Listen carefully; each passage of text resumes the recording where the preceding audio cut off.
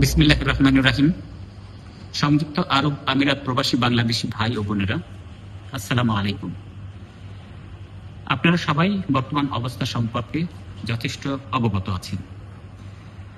গতকাল আপনাদের উদ্দেশ্যে দূতাবাস থেকে আমরা দুটি বার্তা দিয়েছি আপনাদেরকে সতর্ক করার জন্য। এই বার্তাগুলোর মাধ্যমে অন্তত দুটি পরামর্শ আপনাদেরকে আমরা দেওয়ার চেষ্টা করেছি, যেগুলি সংক্ষেপে নিয়ে আবার পড়ছি। এক, সবাই নিরাপদ অবস্থানে থাকুন। নিতান্ত অতি জরুরি না হলে ঘর থেকে বের হবেন না। পাসপোর্ট, আমিরাত আইডি, নগদ দিরহাম, শুকনো খাবার, পানি ইত্যাদি হাতের কাছে রাখুন। কোনো জমায়েত করবেন না। আরব আমিরাত সরকারের নির্দেশ মেনে চলুন। 2, গুজবে কান দিবেন না। বিভ্রান্তিমূলক পোস্ট দেওয়া এবং শেয়ার করা থেকে বিরত থাকুন। আমিরাতে এটি একটি দণ্ডনীয় অপরাধ।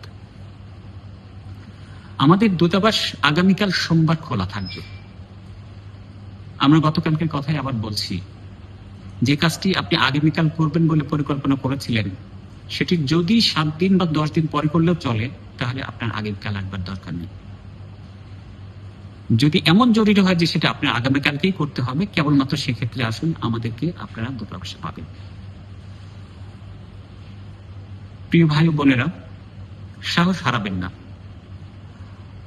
আপনাদের যে কোনো প্রয়োজনে আমাদের সাথে যোগাযোগ করুন। বাংলাদেশ সরকার এবং দূতাবাস ও কনসুলেটের সকল সদস্য আপনাদের পাশে আছে। আমিরাত সরকার এদেশে বসবাসরত সকল নাগরিকের নিরাপত্তার সকল ব্যবস্থা নিশ্চিত করছে। আপনারা সবাই সুস্থ থাকুন, ভালো থাকুন। খোদা হাফেজ।